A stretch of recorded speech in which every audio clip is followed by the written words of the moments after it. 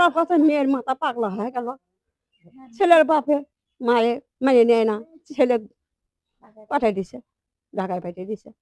গাইবান্ধা শাখাটা মেসেঞ্জারে পরিচয় থেকে প্রেম, আর সেই প্রেমের পরিণতি চাইতে গিয়ে 4 দিন ধরে কথিত প্রেমিকের বাড়িতে অবস্থান করছে এক কিশোরী।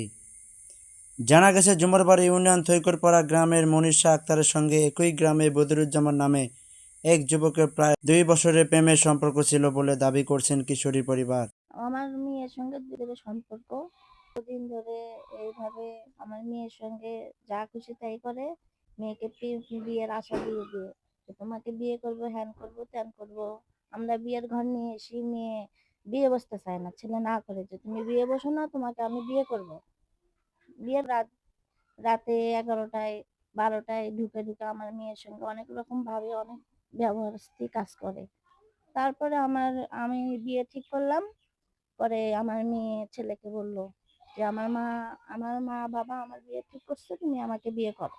সেটা শুনে ছেলে হচ্ছিল মেয়েকে বাড়িতে যে তুমি ওঠো, তাহলে আমার মা বাবা মেনে নেবে, আর না হলে আমার মা বাবা মেনে নেবে না। তাদের অভিযোগ, বিয়ের আশ্বাস দিয়ে সম্পর্ক গড়ে তোলার পর বিয়ের বিষয়ে টালবাহানা শুরু করেন যুবক। সবাই জানে আমি থানাতে 2বার বিচার দিছি, অভিযোগ দিছি, মামলা কেন নেন আমি সরকারের কাছে এটাই আবেদন চাই, আমি বিচার চাই। আমার মেয়ে যেন ওই বাড়িতে করে খাইতে পারে বা বিবাহ দিতে পারি, আমি এই বিচার চাই। তাদের কি পাওয়ার আছে সেটা তো আমি সঠিক বলতে পারি না। ওনাদের এমপি মেম্বার দিয়ে ওনারা থানাতে বুকিং করে রাখছে। পরিবারের দাবি, যুবকের কথা মতো গত 16 জুন বিয়ের দাবিতে প্রেমিকের বাড়িতে ওঠেন মনীষা। এরপর থেকে টানা 4 দিন ধরে তিনি সেখানে অবস্থান করছেন। কিশোরীর বাবা অভিযোগ, থানায় অভিযোগ করতে গেলে তা গ্রহণ করা হয়নি। আমরা মামলা দিতে চাইলে মামলা নেয় না, কেন নেয় না? আমরা গরিব দেখে এই বলে আমার মামলা নেয় না, টাকা পয়সা দেখে ওরা শাখাটা ওছি এসআই এরা কিনে নিছে। তবে বদিরুজ্জামানের পরিবারের দাবি ভিন্ন। তাদের ভাষ্য, মনীষার সঙ্গে তাদের ছেলের কোনো প্রেমের সম্পর্ক ছিল না, বরং কিশোরীর পরিবার জোরপূর্বক মেয়েকে তাদের বাড়িতে রেখে গেছে। কেন মেয়েটা আসছে এখানে? আমি কিছু জানি না, না জানি না বাবা, আমার ছেলে নাই, আমি এটাই জানি। ও হঠাৎ করে মেয়ে এসে বলতেছে যে আমার বদিরুজ্জামান বিয়ে করে রেখেছে, পাঠাইছে। আমি তো আর কিছু জানি না। আমি বললাম বদিরুজ্জামান তো বাড়িতে নাই, বদিরুজ্জামান কোন জায়গায় আছে, তুমি সেখানে যাও।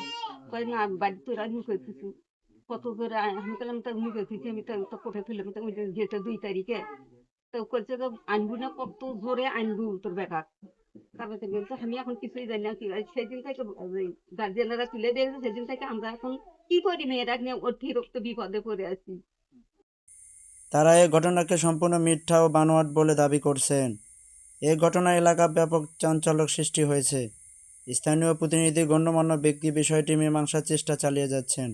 তবে উভয় পক্ষের অভিযোগের বিষয়ে প্রশাসনের আনুষ্ঠানিক কোনো বক্তব্য পাওয়া যায়নি। একটা খালি প্রমাণ নেন তো, ছেলে আসতে বলছে, ছেলে আসতে বলছে, একটা প্রমাণও নেই। ফার্স্ট টাইম করবে ভিডিও করি টাঙ্গে।